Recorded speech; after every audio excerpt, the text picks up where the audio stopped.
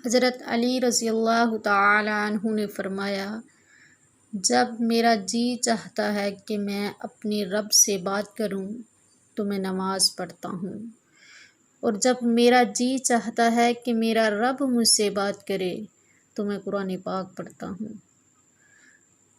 حضرت علی کا فرمان ہے، صبر کی 2 صورتیں ہیں، جو ناپسند ہو اسے برداشت کرنا، جو پسند ہو اس کا انتظار کرنا۔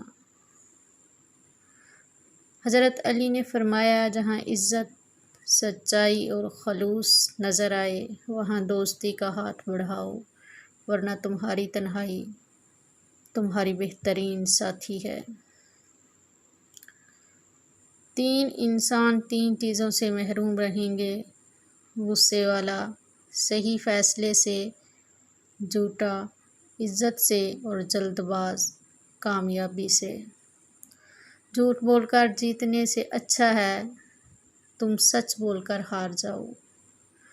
دنیا میں بہترین انسان وہ ہے جس کے لیے کوئی روئے، اور بدترین انسان وہ ہے جس کی وجہ سے کوئی روئے۔ اللہ کے نزدیک کسی انسان کی عزت جتنی زیادہ ہوتی جاتی ہے، اس کا امتحان بھی اسی قدر سخت ہو جاتا ہے۔ سب سے زیادہ قابل نفرت شخص وہ ہے جو لوگوں میں عیب تلاش کرتا ہے۔ زندگی کے 3 اصول بنا لو: اس سے ضرور معافی مانگو جسے تم چاہتے ہو، اسے کبھی مت چھوڑو جو تمہیں چاہتا ہے، اس سے کبھی کچھ نہ چھپاؤ جو تم پر اعتبار کرتا ہے۔ خدا سے جب بھی دعا مانگو تو مقدر مانگو، عقل نہیں، کیونکہ میں نے بہت سے عقل والوں کو مقدر والوں کے در پر دیکھا ہے۔ اگر کوئی تم سے ناراض ہے اور اسے اس بات کا غرور ہے کہ تم اسے منا لو گے تو اس کے غرور کو ٹوٹنے مت دینا۔ جو دکھ دے اسے چھوڑ دو، لیکن جسے چھوڑ دو اسے دکھ نہ دو۔